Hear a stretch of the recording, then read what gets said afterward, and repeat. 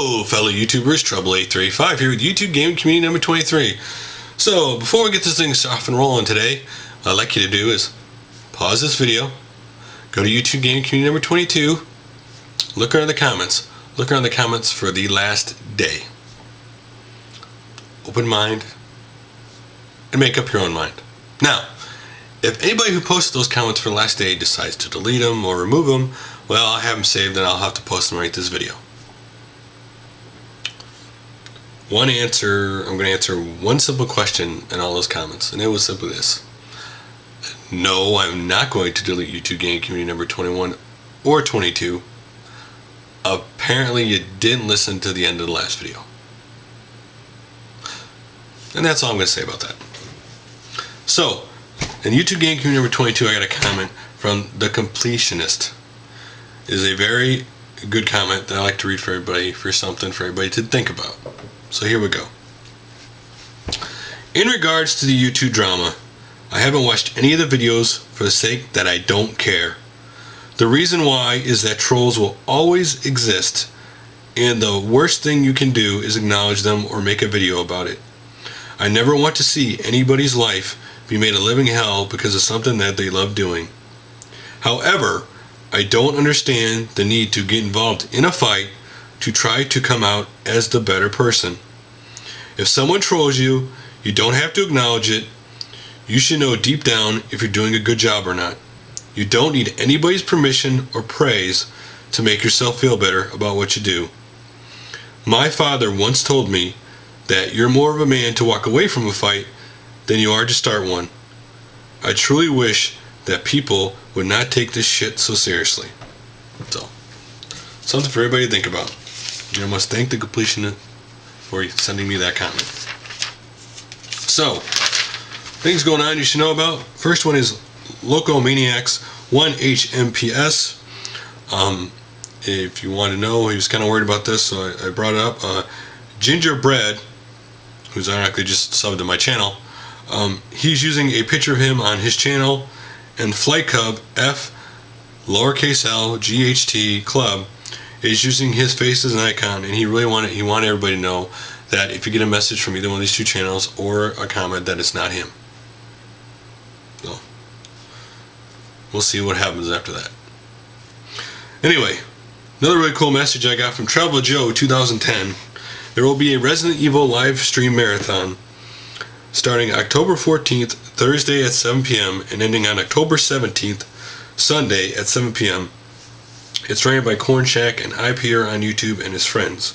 Now, the reason for the marathon, you may ask, is they want people, while they're playing, to donate, and the donations will be for the Pet Rescue Charity.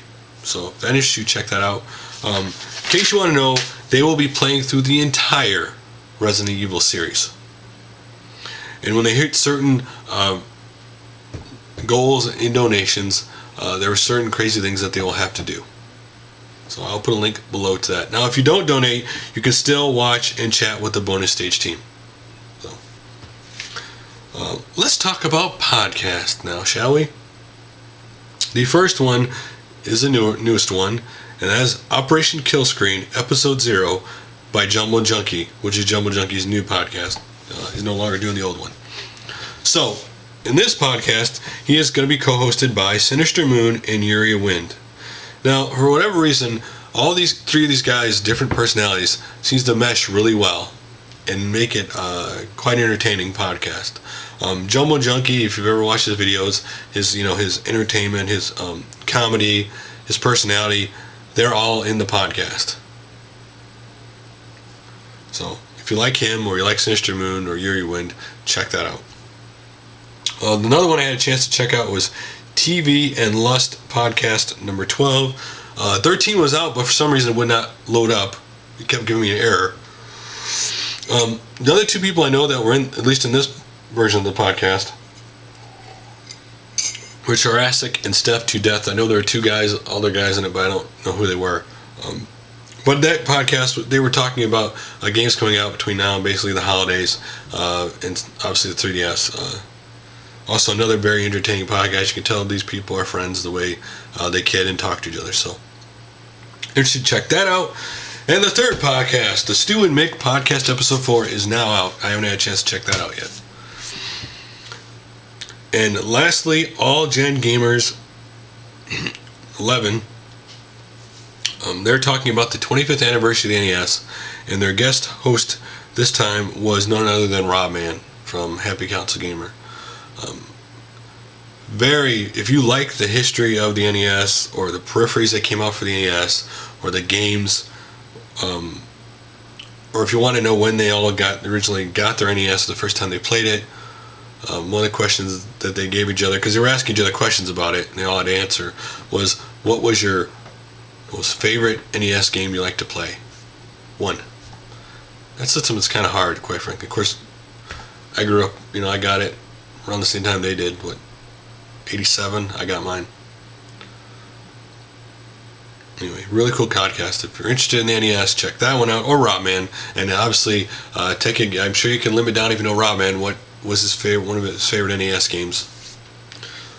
So, let's go to videos you may want to check out. The first one is by Phreakindee. His Amiga 500 computer system review. LGR is the title. This is honestly a very well edited, very well made, entertaining history of the Amiga 500. He shows you the difference between the Amiga 1000 and the 500. He shows you the other ones that came along at the time, when the Amiga 500 was out, and why it was so successful. A very well made thing of the history of the Amiga 500. Next up, A. Murphy 245 PC Engine Duo Sound Fix. If you want to see how he fixed his sound issue. His other video you may want to check out is new Jap System and gameplay, which is kind of related to the PC Engine. You can check that out. GameStreet had 3 videos this time around. Game Talk featuring OldSchoolNYCGamer. So if you like Gamester 81 or you like OldSchoolNYCGamer, check that out. I always love when a couple guys in the community get together and just talk. Next up, Vintage Magnavox Odyssey 2 system review. Of course, like all Gamester's system reviews, he goes into great detail about any differences, of how the appearance of the machine was, and the history of the machine. So, if you're interested in Odyssey 2, check that out. And his last video was Saboten Con. Him and the EMU review went there and to check out the video game anime scene. So if you're in video games or you're into anime, check that video out. Next up is DINKYDANA, how to spot the Atari 2600 Heavy Sixer pickups for a good deal. So if you never had Atari 2600 or want to know what a Heavy Sixer looks like, check this out. The Heavy Sixer was actually, my first Atari 2600 I got was actually a Heavy Sixer. And next up, IntellivisionDude thrift store pickup Tandy color computer. He got that computer for $4, a really cheap price. So if you've never seen one or want to see one, check that out. And then next up, 8-Bit Goombas, the list 4, where he goes to Craigslist and shows you some either a funny picture or a funny, something funny about the listing. Quite frankly, a very entertaining video. All 4 of them, this is the 4th one, all of them have been very entertaining up to this point. Really, really great. If you need a good laugh. Next up, Biff's Gaming Videos, a board game video game for Zaxxon. If you've never seen the Zaxxon board game, check out that video. It's also got 3 other video game board games up too, if you're interested. The Stig had Bandai Electronics LCD Solar Power Frankenstein Game & Watch. I've never seen one of these. Measurement is pretty rare. It's really awesome. So check that out. Next up, Chipster's Nintendo GameCube review and rare dolphin footage. So if you want to hear his review of the GameCube, you want to hear the history of it, and if you want to see what the prototype, which eventually became the GameCube, the Dolphin, check that out. The guy who gave him the footage for the Dolphin was 8 Comic Book Nerd 9, and I'll link to his video, Nintendo Dolphin Review GameCube Prototype, if you want to see more of the Dolphin. Next up, Huey999 has retro newsflash video up. So, he's heavily involved in Retro Gamers United website, and they're having a retro discussion on Sunday, 5 p.m. GMT time. So if you want to talk to him or them about retro, obviously retro stuff, check that out. Go to the video. I'll link to the video, and you can see the link to actual the discussion. Next up is Jake Seth Snake 1, his Halloween tag. So you're wondering, what are the questions to his Halloween tag? Well, the first one is favorite Halloween candy, favorite Halloween costume from years past, what age did you stop trick-or-treating, favorite horror character, favorite horror movie or series, and favorite horror video game. If you're interested, check that out. I know today Sonic 4 came out. I actually downloaded the demo, which is actually the first stage and the first stage. Really tiny part of the game. It looks exactly like Sonic 1, that level. My son saw it because he's played Sonic 1 or 2, got excited, so he played it, and I played it too. Looks a lot like the original Sonic, except for up-res graphics. Same basic, for the most part, gameplay.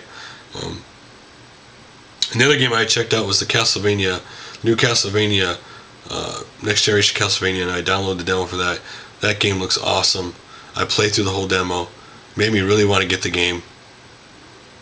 It's the first 3D Castlevania I'm actually excited about. All the other 3D Castlevanias I played haven't been very good.